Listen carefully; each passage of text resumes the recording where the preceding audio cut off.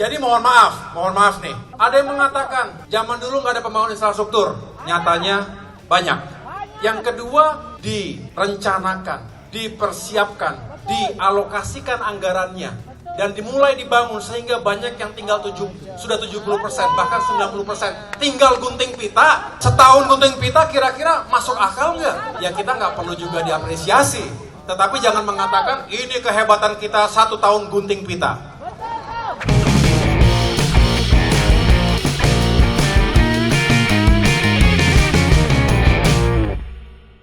Ya, jumpa lagi dengan saya, Yusuf Muhammad. Cuplikan video barusan adalah ketika acara Rapat Pimpinan Nasional atau Rapimnas Partai Demokrat. Ya, dalam video cuplikan tadi ya, kita bisa melihat sendiri bagaimana seorang Agus Harimurti Yudhoyono alias AHY menyindir pemerintahan Presiden Jokowi. Ya, menurutnya di periode pertama rezim Jokowi hanya gunting pita saja untuk meresmikan proyek pembangunan di era bapaknya, yaitu SBY. Nah, pertanyaannya adalah, benarkah Jokowi ini tinggal gunting pita saja meresmikan proyek yang dibangun oleh SBY? Atau jangan-jangan ya AHY ini lagi mengigau? Ya, sekarang begini sajalah, dalam cuplikan video tadi ya, AHY kan mengklaim bahwa pembangunan yang dikerjakan di era bapaknya itu sudah mencapai 70% dan bahkan ada juga yang telah mencapai 90%. Dan di era pemerintahan Jokowi ini tinggal meresmikan alias gunting pita saja. Nah, yang jadi pertanyaan adalah apakah proyek Candi Hambalang itu juga termasuk yang tinggal gunting pita?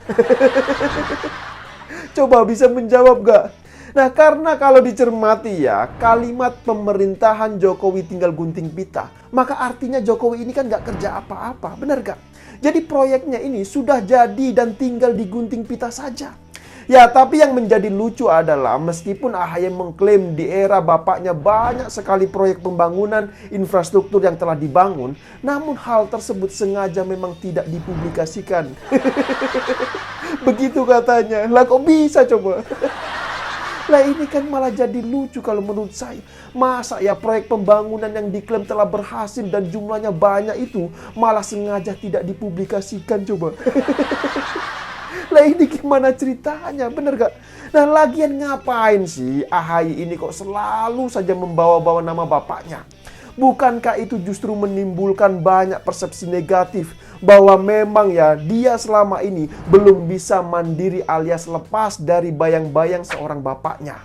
Dan mungkin itulah kenapa kemarin ini SBY sampai menyatakan terpaksa harus turun gunung. Ya, tapi biar lebih jelas ya, silakan bisa disimak terlebih dahulu cuplikan videonya berikut ini. Para kader, mengapa saya harus turun gunung menghadapi pemilihan umum 2024 mendatang? Saya mendengar, mengetahui bahwa ada tanda-tanda pemilu 2024 bisa tidak jujur dan tidak adil. Konon akan diatur dalam pemilihan presiden nanti yang hanya diinginkan oleh mereka dua pasangan capres dan cawapres saja yang dikehendaki oleh mereka. Nah, gimana pendapat teman-teman semua setelah menonton cuplikan video barusan? Jujur saja, kalau menurut saya sih, kasihan melihat Pak SBY ini. Kasihan kenapa? Ya harusnya beliau ini kan sudah tidak lagi tampil di podium politik seperti itu. Ya, tapi sayangnya seorang SBY ini masih saja diseret-seret oleh anaknya, yaitu AHY. Ya, kalau saran saya sih, mendingan AHY ini nggak usah lagi lah bawa nama-nama bapaknya. Karena apa? Karena justru itu akan membuat publik ini beranggapan bahwa AHY belum dewasa alias masih kekanak-kanaan. Ya, ibarat seorang anak kecil lah yang selalu minta disuapin oleh orang tuanya. Ada masalah dikit, bapaknya yang langsung turun tangan. Sedangkan ya AHY yang diketahui sebagai ketua umum Partai Demokrat, malah seakan-akan dia ini hanya berpangku tangan saja pada bapaknya. Terus apakah yang seperti itu pantas menjadi calon presiden?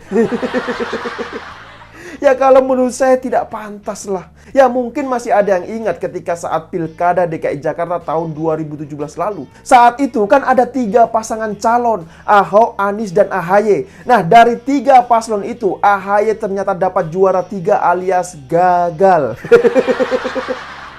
Jadi kalau jadi gubernur saja belum mampu alias gagal, terus bagaimana mau jadi seorang presiden coba?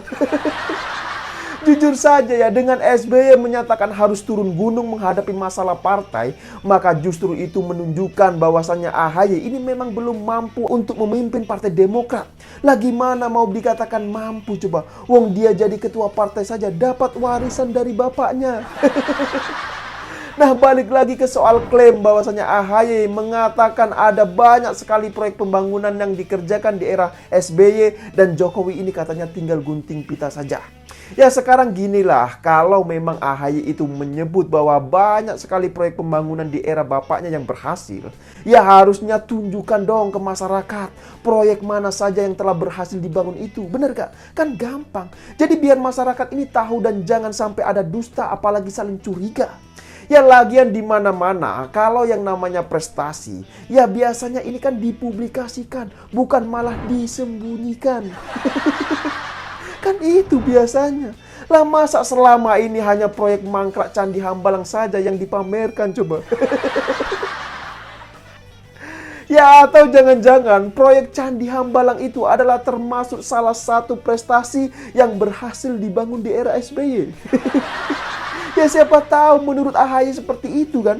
Ya jujur saja ya, melihat sindiran soal gunting pita yang disampaikan oleh AHY di acara Rapimnas Partai Demokrat kemarin, saya kok jadi curiga ya. Apa jangan-jangan AHY ini sengaja ingin menyindir bapaknya?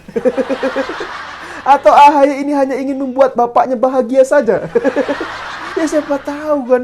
Ya karena menurut saya ya, sindiran yang disampaikan AHY terkait Jokowi yang katanya tinggal gunting pita saja, justru secara tidak langsung ya, itu telah membuka aib di pemerintahan bapaknya sendiri.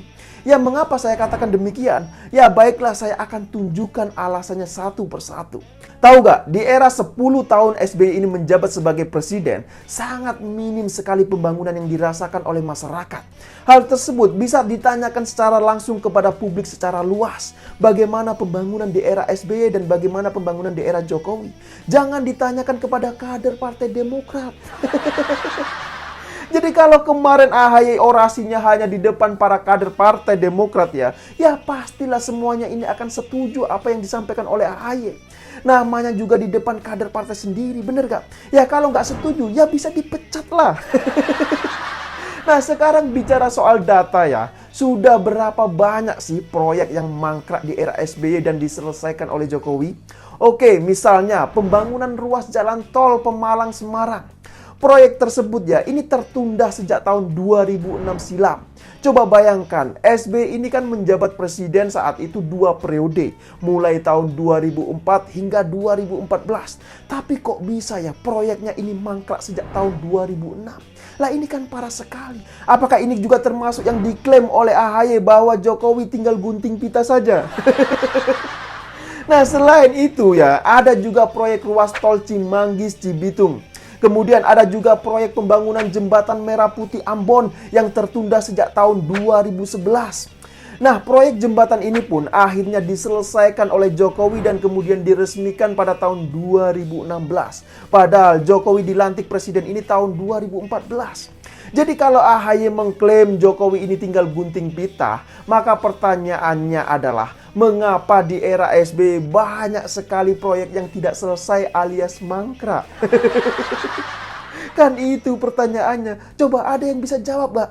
Dan tahu gak, rata-rata ya kalau dilihat permasalahannya terkait proyek mangkrak di era SBY ini, akibatnya sulit pembebasan lahan. Itu permasalahan utamanya. Inilah yang menjadi masalah klasik dan sering kali terjadi ketika ada di lapangan. Dan fakta menunjukkan baru di era Jokowi lah masalah pembebasan lahan itu dapat diselesaikan. Coba luar biasa sekali kan.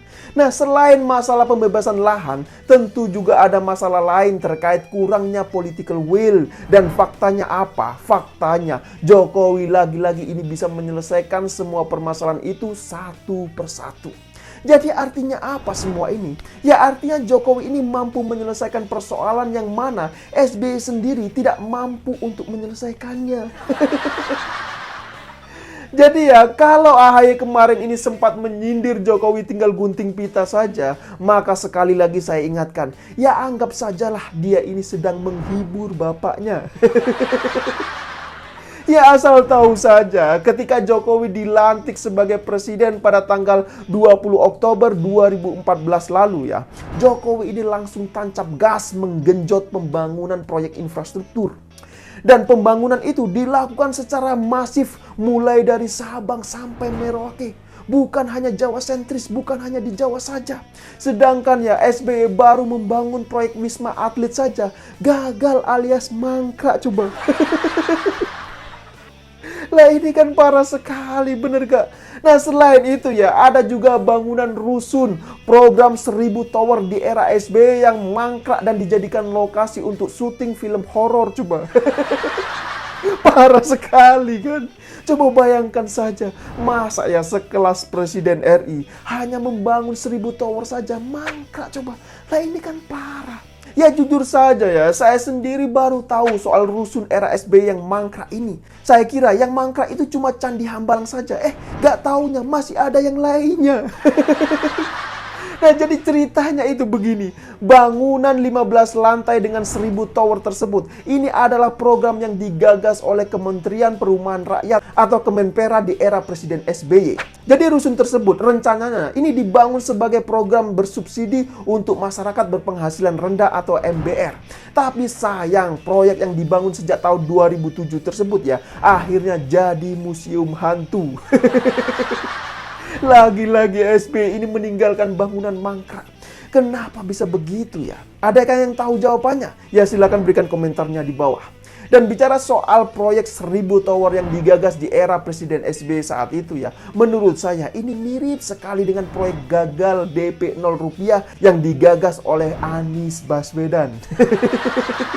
Ya memang niatnya sih baik agar masyarakat kecil bisa memiliki hunian yang layak. Tapi sayang bukan hunian yang layak yang didapatkan oleh masyarakat. Malah rusunnya ini jadi lokasi syuting film Pengabdi Setan coba. Parah sekali kan. Coba bayangkan saja, saya nggak habis pikir. Ya tapi mungkin masih ada yang penasaran, kok bisa ya bangunan mangkrak tersebut dijadikan lokasi syuting film horor? Ya bagaimana ceritanya? Jadi ceritanya itu begini. Sang sutradara film bernama Joko Anwar awalnya ini kesulitan untuk mencari lokasi syuting. Terus dia ini akhirnya bertanya kepada netizen melalui akun media sosialnya. Nah disitulah kemudian netizen ini memberikan beberapa rekomendasi lokasi yang bisa dijadikan untuk syuting film horor produksinya. Akhirnya apa? Akhirnya yang terpilih adalah bangunan rusun 1000 tower yang ternyata dulunya adalah gagasan dari Menteri era SBY. Parah sekali memang. Memang ya, kalau bicara soal bangunan mangkrak, maka SBY adalah juaranya. Ini belum lagi bicara soal 35 proyek pembangkit listrik yang mangkrak dan diduga telah merugikan negara hingga triliunan rupiah. Jadi sekali lagi ya, kalau kemarin ini AHY menyindir rezim Jokowi tinggal gunting pita saja, maka sama saja dia ini sedang membuka aib bapaknya. Nah sekarang kalau AHY masih ragu terhadap pembangunan yang berhasil dikerjakan di era Jokowi, ya gampang saja, tinggal tanyakan kepada rakyat secara langsung. Atau kalau memang tidak percaya ya coba saja lakukan survei internal dan penelitian sendiri di daerah-daerah. Lihat sendiri bagaimana pembangunan yang ada di daerah-daerah. Coba lihat saja dengan mata kepala sendiri. Jadi sudahlah kalau soal kesuksesan dalam membangun proyek infrastruktur, saya kira Jokowi ini gak ada bandingannya. Jangankan dibandingkan hanya dengan SBY, mau dibandingkan hasil pembangunannya sejak era Soeharto hingga SBY pun ya, saya kira masih kalah jauh kok dengan apa yang telah dikerjakan oleh Jokowi. Jadi sekali lagi, ojo dibanding-banding ke, pasti kalah lah. Ya sekarang coba perhatikan saja, mulai dari PT Freeport yang berhasil diambil alih oleh Presiden Jokowi. Terus pembangunan pos-pos lintas batas, kemudian pembangunan bendungan, bandara, pelabuhan, jalan tol, jembatan, dan bahkan yang terbaru kemarin ya, ini soal pengendali ruang udara pun Jokowi yang berhasil mengambil alih dari Singapura. Nah ini kan luar biasa sekali. Nah pertanyaannya, pernahkah SBY selama ini ya memikirkan untuk mengambil ruang kendali udara kita yang selama puluhan tahun ini dikuasai oleh Singapura? Nah jadi gimana? Apakah sampai di sini sudah paham semua? Ya silakan berikan komentarnya di bawah. Ya saya kira demikian dululah opini singkat Okedum kali ini. Pesan saya buat AHY, bangun dan sadarlah, jangan kelamaan mengigaunya. Ya, saya pikir itu. Tidak lupa saya ingatkan, jaga terus NKRI. Terima kasih buat yang sudah like dan menonton video ini dari awal hingga akhir. Dan sampai jumpa di episode Okedum selanjutnya.